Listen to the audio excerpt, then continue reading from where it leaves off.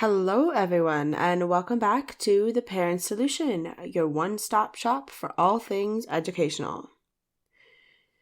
So, I've had a realization this past week. Well, maybe not a realization. Let's call it an awakening to reality. And that awakening to reality is that it takes a village to raise a child. Everyone knows that children are work. And if you don't know that, I'm here to tell you. But I'm sure that the majority of my listeners, as parents or as educators, are going to understand exactly what I'm talking about. I read an article this past week that really fired me up. We're at the point in society where the suggestion is actually being put forth, like in written publication, that parents shouldn't play with their children, or as a matter of fact, do anything at all. I'm not kidding. I read one such piece of trash in the New York Times this past week. Now, the article's main point is quite simply that parents should leave their children to entertain themselves, and that they have all learned from experience that they are, I quote, better off doing their own thing. So if I may, I'm just going to read an excerpt here, a quick little excerpt, just 2 sentences. It says, "Don't play with your kids. Seriously. I have 3 kids under 10 who don't expect or even want to play with me. It took some practice, but over time, we've all learned we're better off doing our own thing." How very sad and disturbing. So before I provide what I would like to call a solution to this disturbance here, to this disturbance, let's define the problem of familial disconnect and familial destruction and look at why this is even an issue. There is a reason that society was founded upon and centered around an agrarian lifestyle. There is a reason that children used to be utilized for more than just a social security net for aging parents. And there is a reason that homes were massive bungalow ranch-style houses with wraparound porches. Now, those reasons, society was built upon and centered around the idea of family in the truest sense of the word.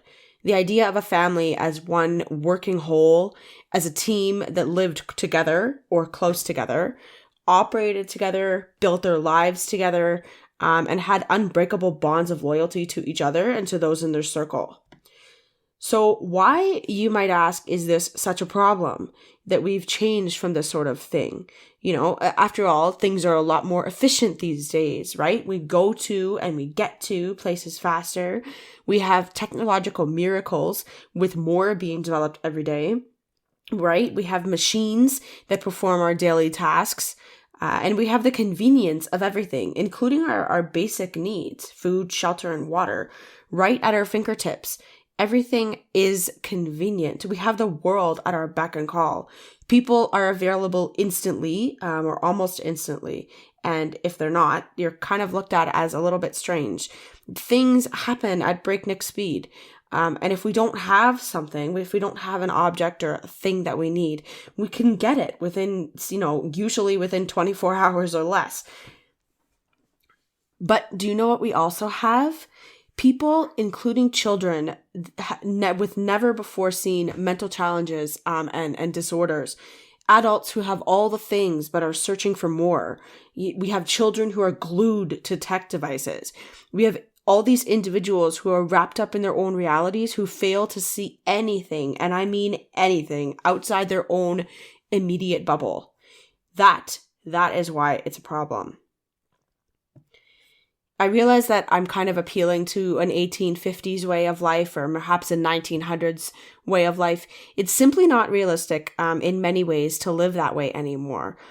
So rather than getting into why it's not realistic on a large scale, because that's not what this podcast is about, but it could cue a larger conversation about a consumerist lifestyle, the rat race that most people find themselves trapped in or forced into, and split or broken families. Instead of talking about that, let's focus on solutions. Let's look at ways in which modern day families can create a sense of community and togetherness.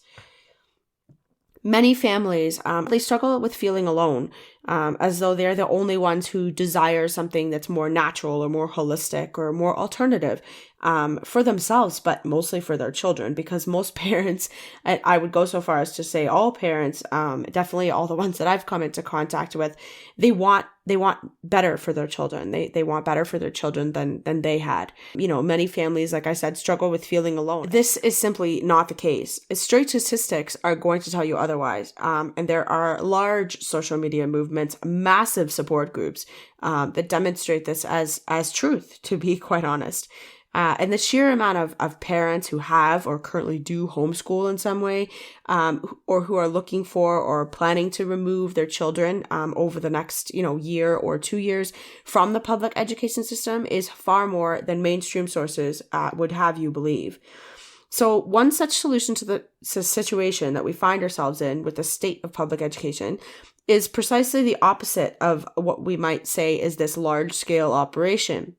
While an 1850s lifestyle, or a 1900s lifestyle might not be the answer for a global system at this point in society anyways, it certainly would work on a smaller scale for pocket communities or even for small towns. It would definitely require some rewiring of life as we know it at this point. It's going to require creativity and innovation for sure. And it requires strong men and women who are dedicated to a cleaner life, a simpler life, and in just a more natural and holistic way of living. It's also going to require commitment.